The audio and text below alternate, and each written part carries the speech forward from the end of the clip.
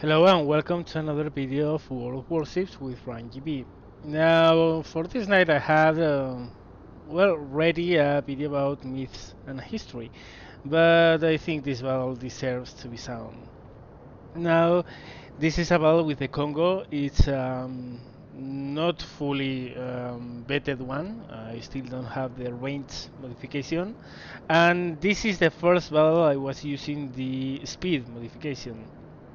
As you can see, well, the hull is the Model B, so I have the AA guns and all that. Yes, this is a ship I like a lot, and that's because for a battleship it's very maneuverable, mostly because it's very fast. It's not that it has a very nice rudder shift time. It's 18 seconds with the second hull, which is not really good, but the mixture of speed and if you time your turns right, you can do a lot of stuff and avoid a lot of things. Now this battle is a battle I fully hope to lose. As you can see, they have a carrier, we don't. We are blind, they are not. They have 4 destroyers, we have 3. We are pretty much outmatched. Yeah, we have one more battleship, but yeah, it's a Wyoming, big deal. This is actually a game I was surprised at how well I did. Mostly because the situation was desperate. You will see. At the beginning of the battle, I'm moving in the band of my fleet. Thankfully, well, I will have one destroyer in front, so we will get some intel on enemy contacts. Usually with battleships, I like to move to a flank and be not exactly in the vanguard, but neither be in the rearmost position. I like to be in the middle ground, but the Kongo is a very fast ship, so you really want to take advantage of that. You can reposition very well, and yeah, if you can really take an advantage position very soon and start laying gunfire on the enemy cruisers before the heavy hitters of the enemy team can arrive, well, all the better. So as you can see, well, we have one Cleveland there. I take an estimation of where he might be when my shot fall. It's not going to be correct. It's very long range anyway. So I just was mostly blind fighting. So we acquire the Cleveland, and here I use my spotter plane, which is really good to use at very long range, because as you can see, it's not just that you can see the range to the enemy ship, it's that you have a vantage position to estimate where the enemy ship is heading towards, and you can predict and pre-aim your guns to the proper position. As you can see, I'm not going to achieve any hits, but they were extremely close. I will also have to say that I'm using the module which increases precision of the guns, because really I can't stand battleship dispersion. With that module, well, it's not a field day, but this helps somewhat. So you can see here again, I'm predicting where the enemy ship is going to be. And yeah, very nice straddle, only one hit, however. Underwhelming. Also, the only hit I achieved was very low damage one, which is really infuriating. This is one of the things I don't like about battleships, that it's either you get a whole lot of damage and you get nothing. Here I fire again, but I realize that the Cleveland has turned a little bit. I'm going to, yeah, they are going to fall a little bit long. Very unfortunate as well, because I could have gotten some hits, but I didn't. I can see that my spotter plane is going to end before I can shoot again, so I'm predicting, I'm putting my gun aim where I'm going to fire, and well, I don't open fire because the Cleveland started turning. Otherwise I would have fired on that solution.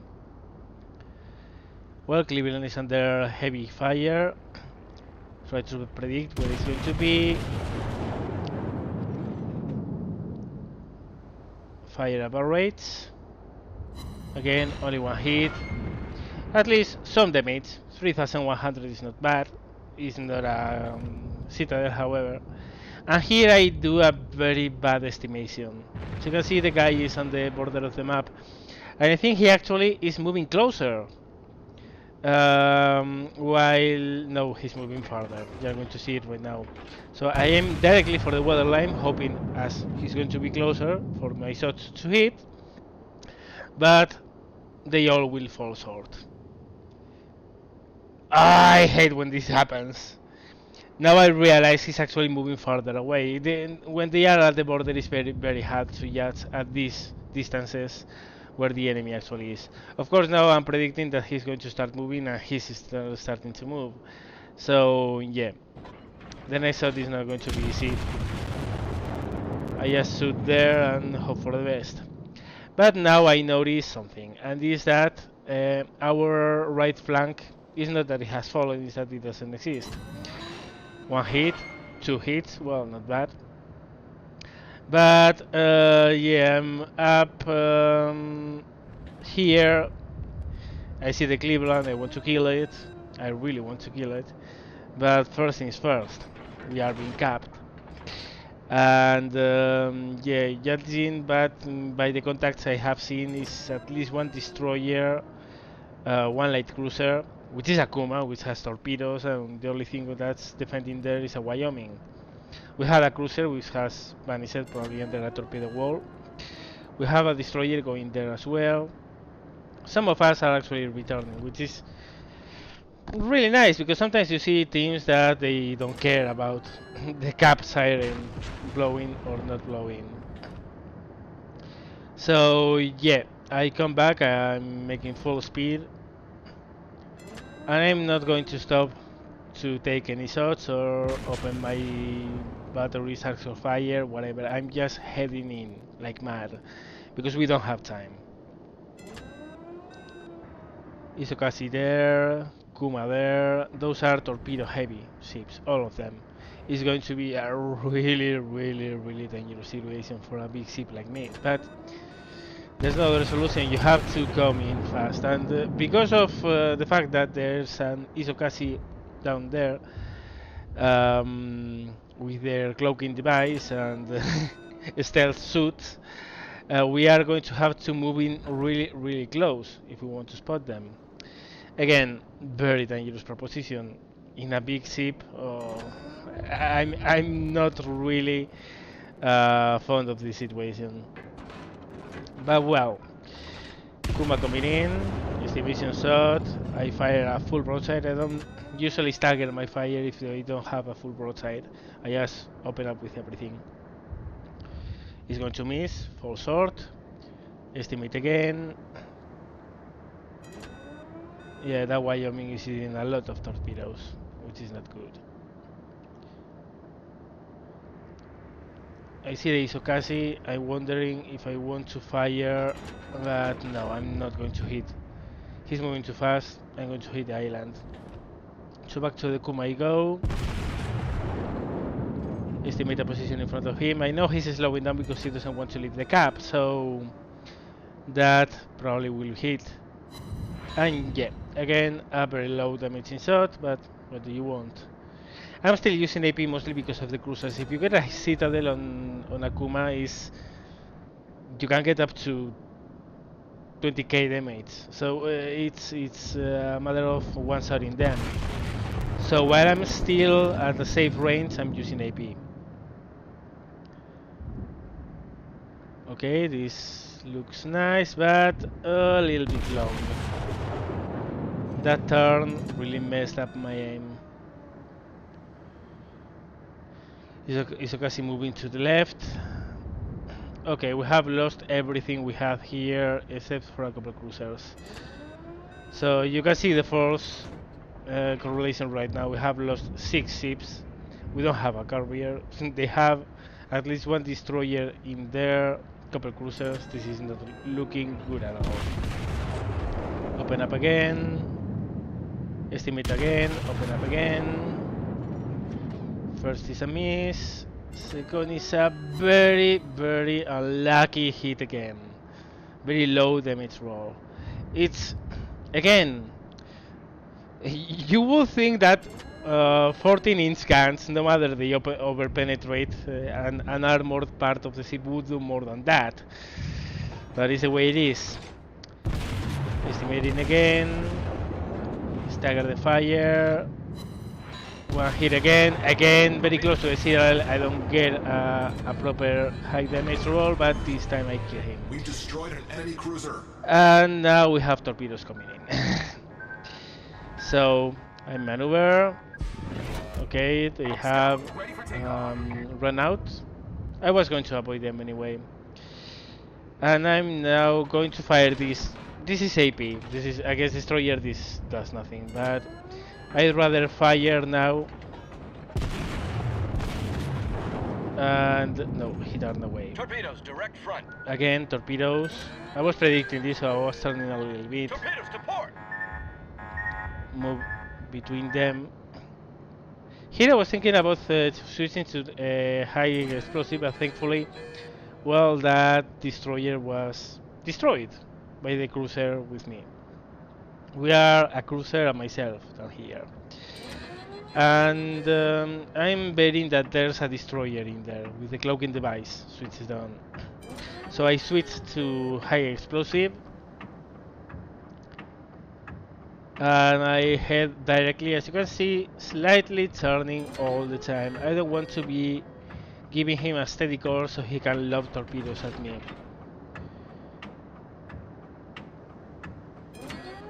Still not detected. There you go, you can see.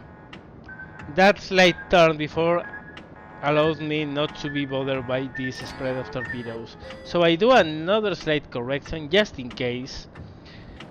That's a Mutsuki, that's a tier 6 destroyer. Oh, that was very unlucky. A very good solution, but again, the dispersion of these guns are not exactly the best thing ever. And now he's laying smoke. So, cloaking device on, invisibility field. I'm going to have to move close to a Mutsuki tier 6 destroyer with big torpedoes in a Kongo battleship.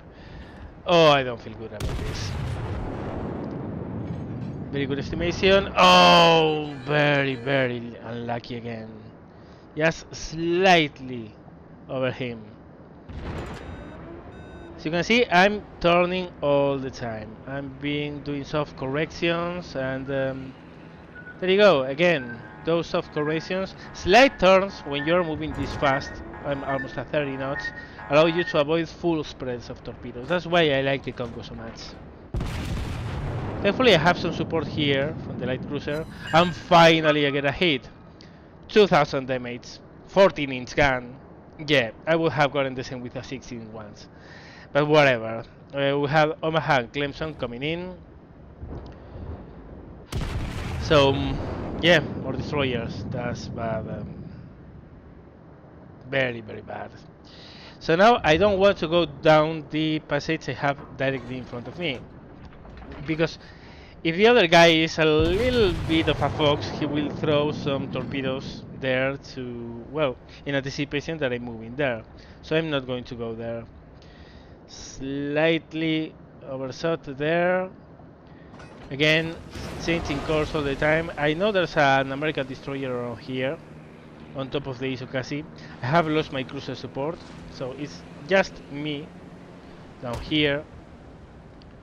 So it's 2 destroyers that Omaha versus me, at least, is what is here. Open fire. Ah no, the cruiser is still alive. I thought the cruiser had died, but no, he's still here. So I'm not alone. Got a hit on the Omaha. Wiggling a bit again, I don't want torpedoes to get a good solution on me. The Omaha is also moving from side to side. Very smart from him. But he's opening up, and now I get a very big hit. Now of course the problem is that he might be able to launch torpedoes. He actually launched them before. My secondaries finish him off. And I'm not going to be able to avoid this one. Still, I'm more or less okay. I have eaten only 1 torpedo, But this is not looking good. This destroyer is moving in super quickly. I have just missed this shot. I have more torpedoes coming from behind, from the Mutsuki probably. This dude is coming for a down the throat shot. This is unavoidable. I'm going to eat torpedoes no matter what. But he's going to eat one of my 14-inch guns as well. My secondary is finishing him off. Enemy destroyer found. I have eaten at least 2 torpedoes, or 3 I think. Problem solved, sir. But I used my repair ability to help with the flooding. Now I have to face this Japanese one. Oh man. More destroyers. Okay. I'm going to... There you go. I was starting to win this firing solution, which I missed. Now I steady up. Steady up. Yeah, there you go. There you go. Had I kept the turn, probably those would have hit. But now I'm accelerating away, so those all miss. Now it's a Fuso, a Cleveland, and the destroyer, and I have torpedo bombers on top of me. I'm going to die. I know it here and now. So before I die, I want to win this shot. Come on. There I go, and boom! We've sunk an enemy destroyer. And now text chat is going to kill me. Well, I was dead anyway. There was no way I was going to avoid the spread of torpedoes you will see now. But look at the chat, and yeah. I should have kept it to myself, because maybe I could have avoided most of this, but I mean, it was a desperate situation. With one of them, I was already dead, so yeah, good enough. Yeah, dude was a smartass in chat, saying that I was just holding back to kill some people at the end, when in fact I was moving with the band of my fleet at the beginning of the battle. Well, what are you going to do? You know, people are people. Now this Cleveland, who was supporting me back in the cap circle, has moved through the middle path between the two islands and is in their cap circle. Now this is unfortunate, because the hit he just sustained here is going to prevent us actually winning this game. That hit reduces some cap points. He's going to hide behind the airline very well, and this is going to end in a draw. We don't have time to cap, sadly. But yeah, that was a very... there you go. Again, another hit. This ensures 2 minutes left. We are not going to cap. Also, there are going to be torpedo bombers coming, which are going to make him staying there impossible. But well, as you see, this battle is not the most brilliant one in regards to massive damage done, because I didn't do a lot of damage. But it's more of a desperate fight. I really was... Oh man, it was so intense dealing with those torpedo lovers at very close range. And yeah, well, the Cleveland is going to hold here, hide himself.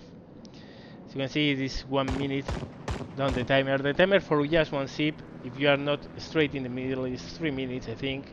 So we don't have time to cap. This is going to be a draw or a lose. But in the end, it's going to be a draw. And it's a draw because I prevented them from capping. So this is not a victory video. This is a video where we didn't lose. Mostly because of what I did. Yeah, the Kongo is the only battleship I can think of, at least at these tiers, that can do what I did there. It simply is so agile. And it's so agile because, not because it has a very nice rudder or turning radius. I mean, its turning radius is 750 meters or something like that. But the fact that you are moving so fast means that every single bit of correction with your rudder means a very big shift in any solution for torpedoes.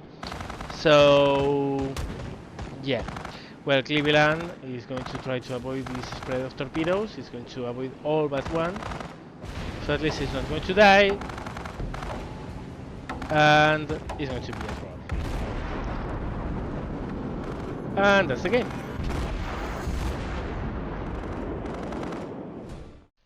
Here you have got the results. It's a pretty nice amount of XP. I didn't do a lot of damage, but those are 4 kills. I didn't lead in XP either because again I didn't do enough damage. As you will see, I only connected 17 hits with my main battery, but the secondaries helped a lot during the stages of the battle where I was dealing with enemy destroyers. So, well, yeah, that's the game. I hope you enjoyed, guys. I hope you had fun. As always, thank you very much for watching, and see you later.